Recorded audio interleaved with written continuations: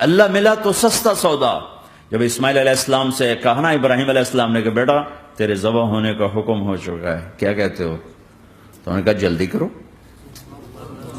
یا ابت افعل، یا ابت افعل، ابا جلدی کرو۔ تو ابراہیم سمجھے کہ شاید یہ پتہ نہیں چلا اس کہ بیٹا تمہیں خبر ہے میں کیا کہہ رہا ہوں؟ کہاں خبر ہے، بڑا اچھا سودا ہے، آپ کے بدلے میں اللہ مل جائے گا، اللہ آپ سے زیادہ بہتر ہے، دنیا کے بدلے میں جنت ملے گی، جنت دنیا سے بہتر ہے۔ پھر معصوم بچوں کو خیال، ہاں میری ماں کو ضرور تکلیف ہوگی، تو اپنا کرتا اتارا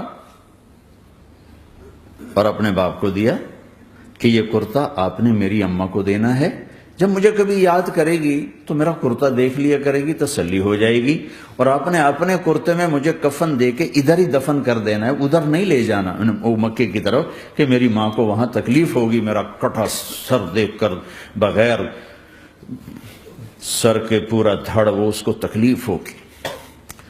ایسے اطمینان سے، چونکہ اور ذبح ہونے والا بھی ایسی باتیں کرتا ہے، بابا میرے ہاتھ بھی باندھ دے، میرے پاؤں بھی باندھ دے، کہ ممکن ہے جب تو چھری چلائے اور میرا ہاتھ پاؤں ہلے تو تجھے لگ کے تمہیں تکلیف نہ ہو جائے۔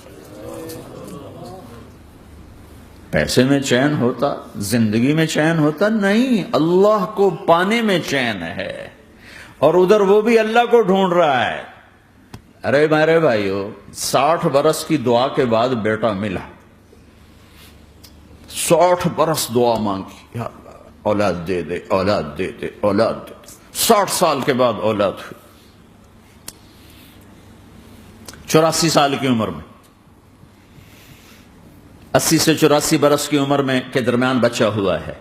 جب وہ 5 سے 10 سال کا ہوا ہے اور ابراہیم 90 کراس کر گئے، 90 کا بیریئر کراس کر گئے، جب مرغی کو ذبح کرتے بھی ہاتھ کانپیں، 90 برس 92 سال کا بڈھا تو مرغی نہیں ذبح کر سکتا،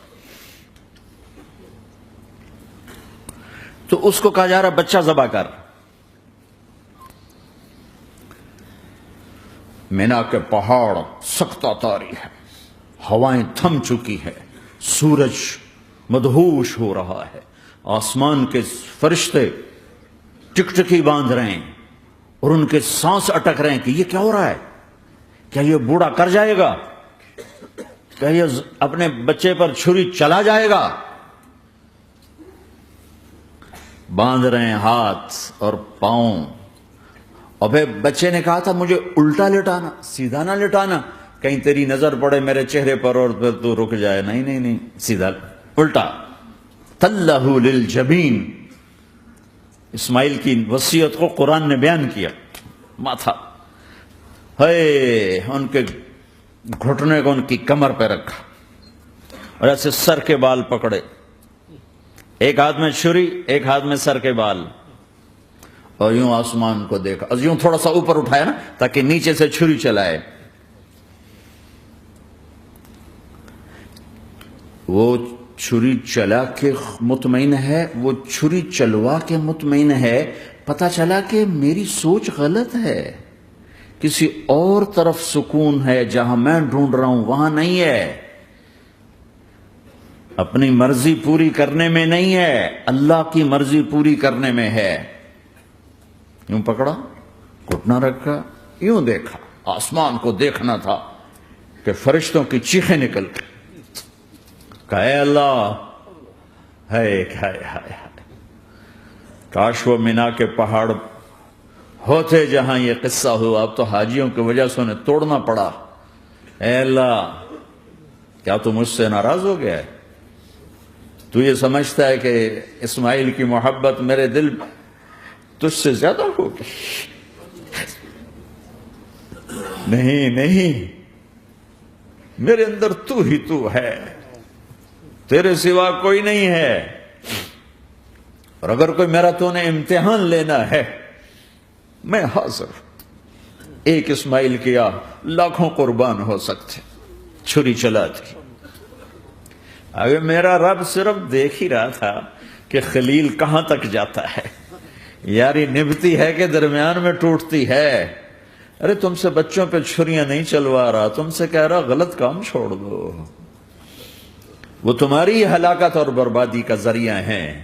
یا موت سے ٹکر لے کے دکھا دو، یا قبر کے گڑھے میں جانے سے انکار کر دو، یا موت کے بعد کھڑے ہونے سے انکار کر دو، یا میرے رب کی جہنم کو پانی سے بجھا دو، میرے اللہ کی جنت کو آگ لگا دو، اور کہہ دو کوئی اللہ نہیں، کوئی حساب کتاب نہیں، جاؤ جو مرضی کرو۔ ادھر سب کچھ مانتے ہو، ادھر اسی سے بغاوت کرتے ہو۔ یہ کیا اسلام ہے؟ یہ کیا زندگی ہے؟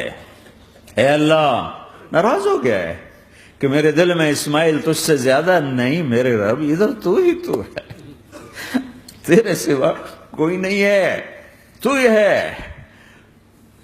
اور اگر ناراض نہیں کوئی میرا پیپر لے رہا ہے تو میں حاضر ہوں، یہ لے۔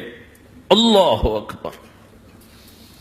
جو چھری چلائی، ساتوں آسمان کے فرشتوں کی چیخیں نکل، 2 دفعہ آسمان کے فرشتے روئے ہیں، 2 دفعہ ساتوں آسمان کے فرشتے، ایک یہاں ابراہیم و اسماعیل کے اس قصے پر، اور پھر 4000 سال کے بعد جب میرے نبی کو طائف میں پتھر پڑے۔ میرا دل بدل دے، میرا دل بدل دے، میرا دل بدل دے۔